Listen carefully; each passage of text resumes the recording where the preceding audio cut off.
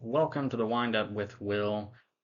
Got another episode today talking about the Rugby World Cup and the MLB playoffs. I'm trying to make this video shorter. I know my last video was pretty long, so I'm going to try and make shorter videos so it's easier for people to watch them instead of seeing the huge 40-minute icon on the video and not wanting to watch it. So we're going to do some shorter videos, try and do some shorter videos now. So let's start off with the Rugby World Cup. Last weekend was the quarterfinals, and the first game of the quarterfinals, Argentina beat Wales. And I saw the very end of that game. Wales was making a push to go ahead of Argentina, who was ahead of them late in the game. Argentina intercepted a pass, had an easy try, and put the game out of reach. So Argentina had a huge upset win over Wales, who won their group very easily. And then the second quarterfinal match was Ireland and New Zealand, which was a much anticipated game between two heavyweights, Ireland being ranked number one in the world, New Zealand being number one in the world almost the entirety of the time that they've had world rankings. And I had to watch the game on my phone because last week I went to Murray State's homecoming, where I went to college. That's why my last video I had Murray State gear on. I think I forgot to mention in that video that I was going to the homecoming football game. Went to that. Murray State unfortunately lost, and I was watching on my phone, kind of pulling for Ireland, and they lost to New Zealand. And what some people are saying is an instant classic, one of the greatest games ever, and it was. New Zealand was ahead the entire game, but Ireland was always in the game, and they were always on the edge of scoring to go ahead, to take the lead. And they had a few opportunities very late in the game where if they scored, they more than likely win. And they were very close to scoring a few times, but New Zealand's defense just stopped them. And then Ireland got the ball back at the very end of the game, and they had, I think it was like a 37 phase attempt to score. So in rugby, a phase is every time someone's tackled. In rugby, there's, at least in this version of rugby. There's kind of two versions of rugby, but in rugby union, which is what the Rugby World Cup is in, a team can hold the ball indefinitely and be tackled as many times as they want to hold on to the ball and keep trying to score. So Ireland was tackled 37 times trying to score on their last possession.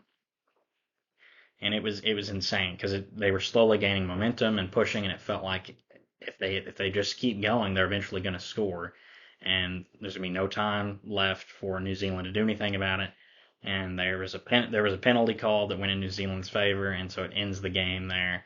Heartbreaking loss for Ireland, considering that they're ranked number one. This is really a great chance for them to win the Rugby World Cup for once and get out of the quarterfinals. They've never made it out of the quarterfinals. And since Argentina upset Wales earlier, they're getting an easier opponent to play in Argentina rather than having to play Wales. If they can just get past New Zealand, they've got a good chance to make the finals. And their captain had announced he was going to retire after this World Cup.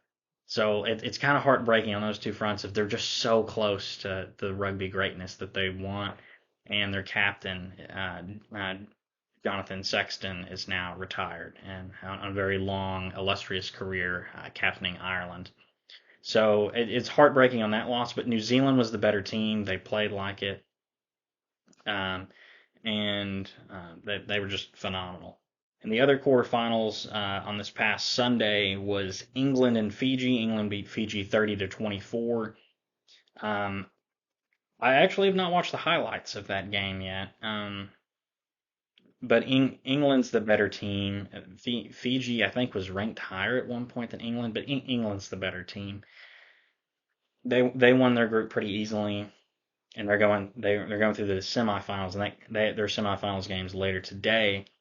And the last quarterfinals was France and South Africa, which some people are calling one of the greatest rugby games of all time. South Africa just edged out France 29-28. Phenomenal game. I've seen the highlights of it. Phenomenal. close game, score changes. It has a bit of everything. And so we've got South Africa and England playing the other semifinals today.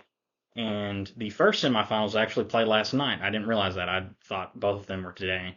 New Zealand destroyed Argentina 44-6. Now I watched the highlights of it. The first few minutes of the game, maybe like the first 20 minutes or so, Argentina actually played them pretty close, and they had a few penalties like close to being able to score. And instead of trying to go for the try, which is the rugby equivalent to a touchdown, they chose to take penalty kicks and score 3 points through the uprights, which at the time made sense. It was a lower scoring game, but New Zealand just pulled away and steamrolled them at that point, and they lost all momentum. And then the so New Zealand's through to the finals after not winning their group, after some people wanting them to fire their head coach. They're through to the Rugby World Cup final. And then the other semifinal is today between England and South Africa. And I kind of think South Africa will win. And I think the Rugby World Cup final will be between New Zealand and South Africa. And it will be a classic game. And it will decide if that's how this goes, if South Africa can get there. It's going to decide who has the most Rugby World Cup titles because both teams set even on three apiece. I struggled with my hands there. Three apiece. That's so it's a lot of Rugby World Cup glory on the line in this. But it's been a fun tournament to kind of follow, and I've just recently gotten interested in rugby, so that's why I'm covering it. But it's a fun sport, especially once you understand the rules a bit. It's very fun to follow. I also wanted to talk about in this video. I want to talk about the Major League Baseball playoffs that have been going on. So, was it last? Let me get that.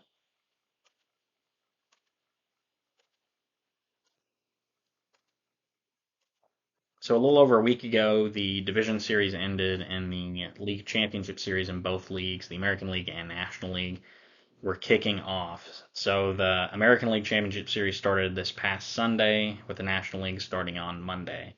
And they've already been some fun and entertaining games in this.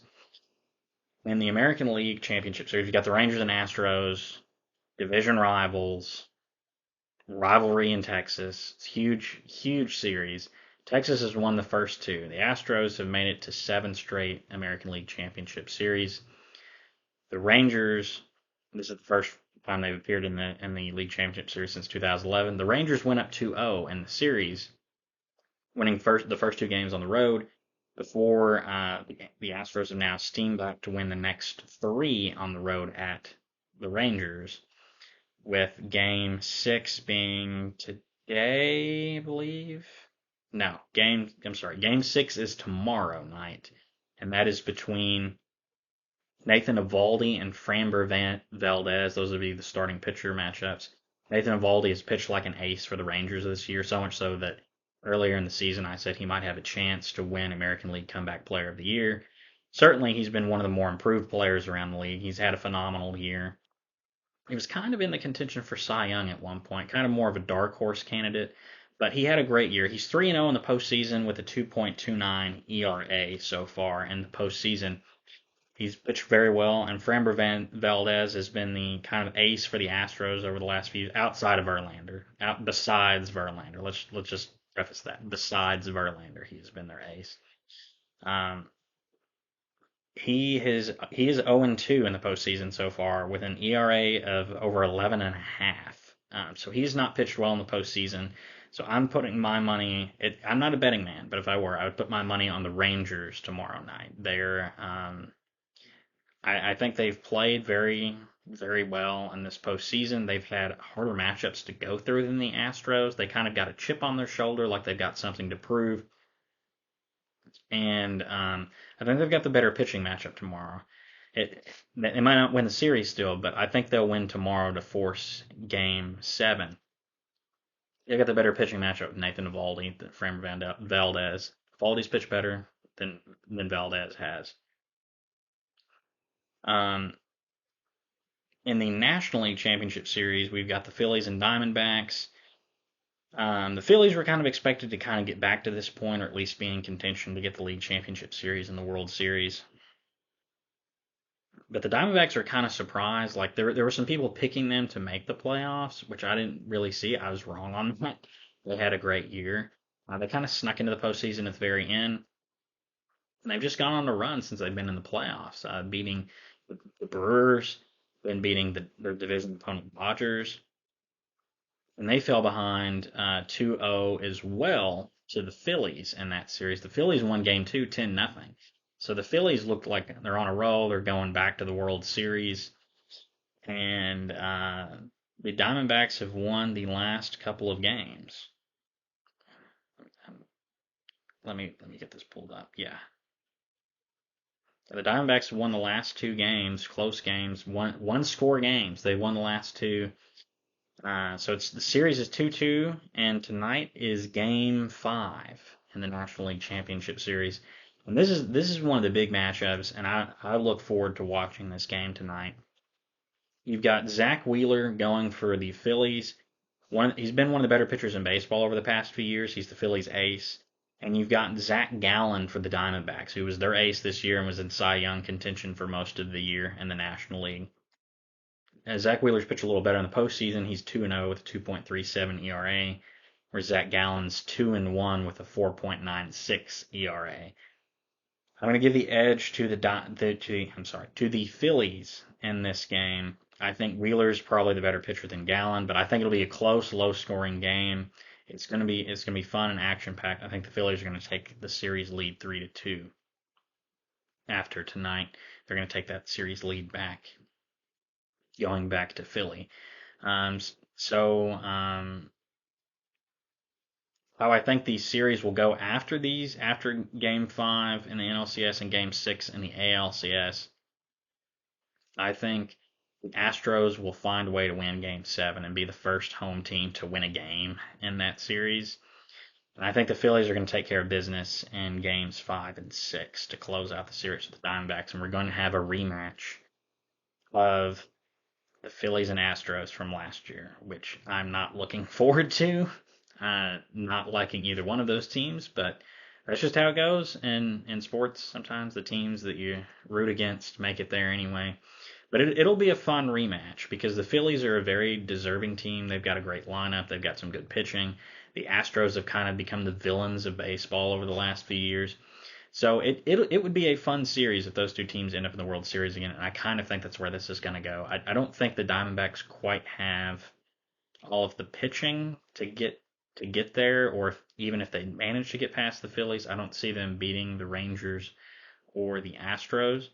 And I think the Rangers do have a very legit chance to get past the Astros, but they have to win first tomorrow night with Nathan Eovaldi on the mound, which I think they will. Let me look at the possible pitching matchup for Game 7. It'd be Monday night. I don't have a pitching matchup yet.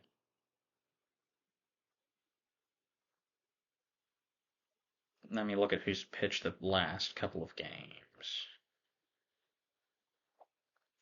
It's not me, Verlander, and Montgomery. They pitched Game 5.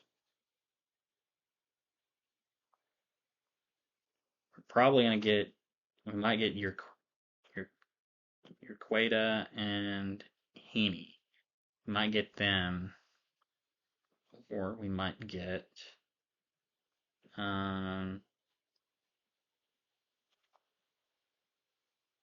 I don't think the rain. I don't think the rain. Well, no, the Rangers might. The Rangers might throw Max Scherzer out there for Game 7, but he's not really pitched well in the postseason, so I don't know if they would risk throwing him, or if they would try and throw Andrew Heaney. But anyways, getting off that, the possible pitching matchups, the Astros and Rangers I think will go to Game 7, and it will probably come down to pitching again. Over the last I think couple of games, the starters have not gone deep into the games. So it's just going to be how well they pitch in those games. I think Game 6 though. I think Eovaldi will pitch well. He's done very well so far in the postseason. So I think the Rangers are going to close out game. They're going to win Game 6, force Game 7. Game 7 could be a toss-up, but I kind of think the Astros are going to pull it out. The Astros just have more experience. They've got the game at home, but it'll depend on the pitching matchup. But I kind of think we'll get Phillies Astros in the World Series again. Yeah, so that's pretty much all I've got for this video. I know that the National Hockey League season kind of kicked off undercover, like it snuck past me that it started. Like opening night came, and I was like, wait a minute, tonight's opening night, and so I let my guard down, missed the beginning of hockey season, but I'm going to try and have an NHL season prediction video next, and it might try and come out with that on Monday. And I think tomorrow I'm going to try and have a video on the NFL games tomorrow.